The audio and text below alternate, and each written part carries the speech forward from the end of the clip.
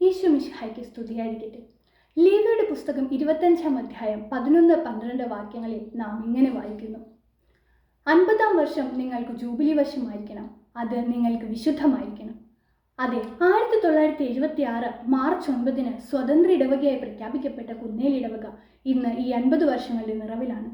ഈ ജൂബിലി വർഷം ജനങ്ങൾക്ക് സമ്മാനിച്ചത് വെറും സന്തോഷത്തിൻ്റെയും ആഘോഷത്തിൻ്റെയും ദിനങ്ങൾ മാത്രമായിരുന്നില്ല, മറിച്ച് ഉണ്ണീശോയോട് ചേർന്ന് നിന്ന്, ഇടവകയോട് ചേർന്ന് നിന്ന് ഇതിൻ്റെ വളർച്ചയിൽ ഭാഗമാകുവാനുള്ള ഒരവസരം കൂടിയായിരുന്നു.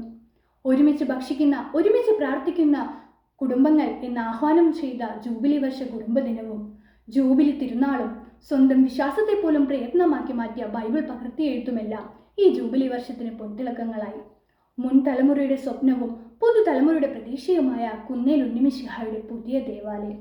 അതെ, ജൂൺ 22 വിശ്വാസവാഹന ജാഥയിൽ ആരംഭിച്ച് ജൂൺ 29 മാർ തോമസ് ചക്കിത്ത് പിതാവ് പുതിയ ദേവാലയത്തിൻ്റെ ശിലാസ്ഥാപനം നടത്തിയപ്പോൾ ഏവർക്കും പ്രതീക്ഷയുടെ ഒരു പുതുജീവൻ കൂടിയാണ് സമ്മാനിച്ചത്. ലേവ്യരുടെ പുസ്തകം 26-ാം അധ്യായം 12-ാം വാക്യത്തിൽ നാം ഇങ്ങനെ വായിക്കുന്നു: ഞാൻ നിങ്ങളുടെ ഇടയിൽ സഞ്ചരിക്കും, ഞാൻ നിങ്ങളുടെ ദൈവമായിരിക്കും, നിങ്ങൾ എൻ്റെ ജനവും. ഈ വചനത്തിൻ്റെ സാക്ഷാത്കാരം എന്നോണം ഉണ്ണിമിശിഹായുടെ ഭവന സന്ദർശനം ആരംഭിച്ചതും ഈ ജൂബിലി വർഷത്തിൽ തന്നെ. ഒരു പള്ളിയുടെ വളർച്ച എന്ന് പറയുമ്പോൾ അത് പല തലങ്ങളിലുള്ള വികസനവും ശക്തി പ്രാപിക്കലുമാണ്. ആത്മീയതലം, സമൂഹതലം, സംഖ്യാതലം, സ്ഥാപനതലം എന്നിങ്ങനെ പല മേഖലകൾ ഇതിൽ ഉൾപ്പെട്ടിരിക്കുന്നു. ഈ തലത്തിലെല്ലാം തന്നെ വളർച്ച നമ്മുടെ ഇടവക കൈവരിച്ചിട്ടുമുണ്ട്. നമ്മുടെ ഇടവക ഇന്ന് വലിയൊരു ആത്മീയ കുടുംബമായി വളർന്നിരിക്കുന്നു.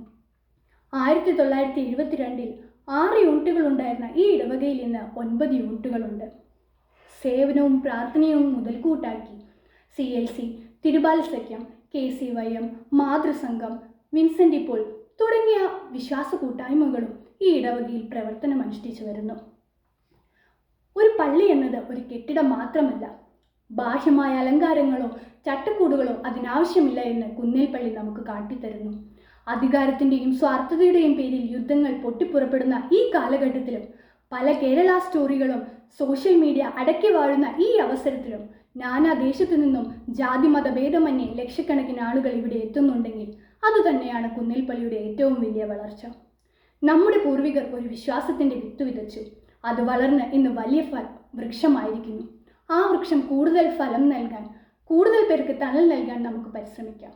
ഈ 50 വർഷങ്ങൾക്ക് 100 വർഷത്തിലധികം എന്നോണം ഇന്നലകളുണ്ട്, ഇന്നുകളുണ്ട്, നാളെകളുണ്ട്.